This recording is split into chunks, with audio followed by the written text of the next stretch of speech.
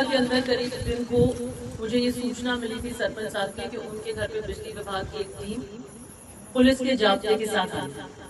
मैंने ऐसा इससे बात करी, उसने बदतमीजी करी, जेएन से बात करी, उसने बदतमीजी करी कि हम हमारा काम कर रहे हैं।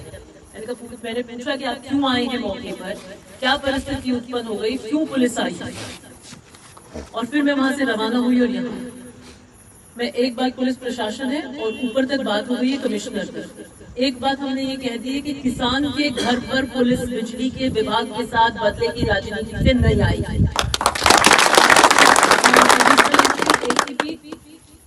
और कमिश्नर साहब से बात हो गई है, ये भी आपको बोल देंगे, ये बात तय हो चुकी है कि डिस्कॉम के साथ पुलिस विभाग इस तरीके की कार्रवाइयों के अंदर हस्तक्षेप आज के बाद नहीं करेगा। पुलिस को जो इमदाद भेजती है डिस्कॉम, ये डिस्कॉम के एक्सीएन साहब हैं, इनसे भी बात कर लिए कि आपके रूटीन के काम है। 5 साल हमारा राज था, तभी भी सब पार्टी के लोग रहते हैं, कभी भी हमने कहीं पे किसी काम के लिए बिजली विभाग में पुलिस नहीं आई।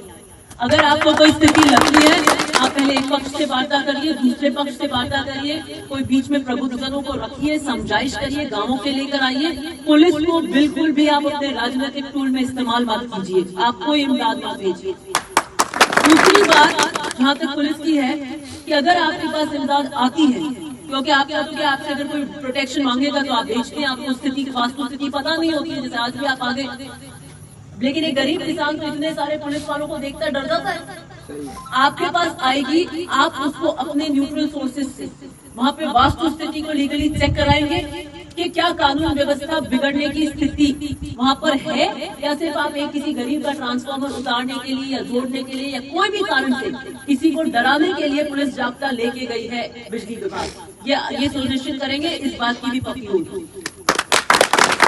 मैं मौके पे इसलिए आई थी कि इस तरीके से पुलिस को टूल बनाकर बदले की भावना से किसानों के घर पे पुलिस नहीं जाएगी, ये हमारा मुख्य मुद्दा। अब बात आई कि हम काटने नहीं आए थे, हम जोड़ने आए थे। आप चाहे काटने आए, चाहे आप जोड़ने आए, चाहे आप लाइन लगाएं, चाहे आप पोल लगाएं, चाहे आप जीएसएस में काम करें, आप आम किसान के घर पुलिस नहीं लेके जाएंगे। मुझे काटने जोड़ने से कोई मतलब नहीं। जोड़ने भी आए थे तो आप इतनी पुलिस क्यों लेके आए थे सरपंच के घर पे?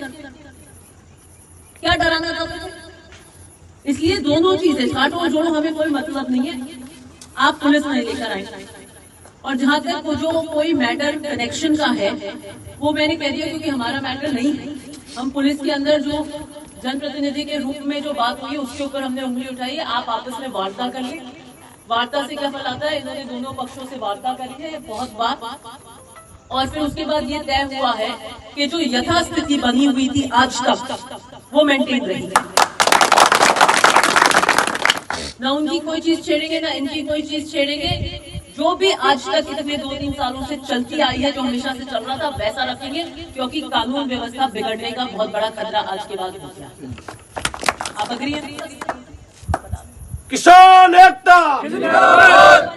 हाँ, यही बात है कि पुलिस जब भी कानून व्यवस्था की बिगड़ने की स्थिति होगी वास्तविकता में, तो हम हस्तक्षेप करने के लिए आएंगे। अन्यथा रूटीन कार्यों में डे टू डे में हम हस्तक्षेप न तो करते हैं न करेंगे। कानून व्यवस्था की स्थिति बिगड़ने की स्थिति में निश्चित रूप से पुलिस की पहली ड्यूटी है और हम करेंगे। उसके अलावा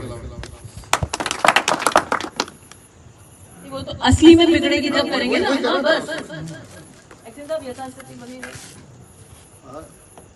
सप्लाई काटने के लिए, कलश काटने के लिए हम कभी पुलिस व्यवस्था की जरूरत नहीं पड़ेगी। आपको संदेश है,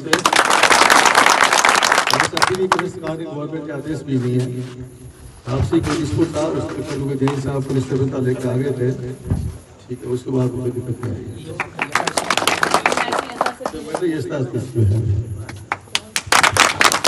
दूसरी बात, मैंने देखा था विधायक महोदय का वीडियो जो कह रहे थे फैसला नंबर 3 या 4 सुबह तक पुलिस की सुरक्षा हट जाएगी।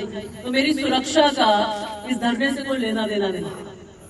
यहाँ पे किसी को ये मतलब नहीं है कि मेरी सुरक्षा है कि नहीं है। और बदले की राजनीति से अगर मेरी सुरक्षा हटाना चाहते तो हटा दे, मैं किसानों के लिए हमेशा उपस्थित रहूंगी। दूसरी बात, कह रहे कि मैं मुकदमा करेंगे, 1000 मुकदमे करिए। मैं तो पुलिस की जीप में बैठी थी थाने जाने के लिए कि किसान को ले जाओगे उससे पहले मेरे पे एफआईआर करिए, मेरा नाम लिखिए और मुझे लेकर जाइए। और अभी भी आपको अगर एफआईआर करनी है तो लिखिए, 1000 बार किसान के लिए हम एफआईआर करने के लिए, झेलने के लिए तैयार है। बदले की राजनीति मुझे खुशी है कि प्रशासन ने समझाइश करी है, इस बात को समझाए कि गांव के गरीब के लिए इस तरीके से आज जो एक घटना घटित हो गई है पुनरावृत्ति इसकी नहीं होगी। बहुत बहुत धन्यवाद। नमस्कार साथियों, इस वक्त की बड़ी खबर आ रही है। दिव्या मदेरणा ने कल रात को 3 बजे ही धरना समाप्त कर दिया है। क्या कुछ पूरा मामला था? मामला यह था कि जोधपुर जिले के ओसिया विधानसभा क्षेत्र है, वहीं पर एक बालरवा गांव के अंदर सरपंच के घर से विजिलेंस से जुड़ा हुआ मामला था।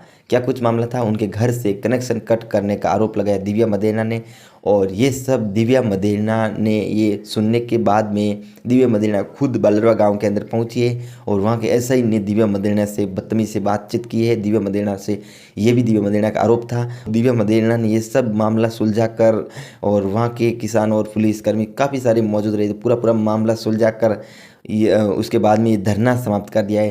क्या कुछ धरना समाप्त करने का वादा किया था? दिव्या मदेरणा ने ये चैलेंज किया था, विधानसभा ओसिया के अंदर कोई भी किसान के घर पर विजिलेंस नहीं आनी चाहिए।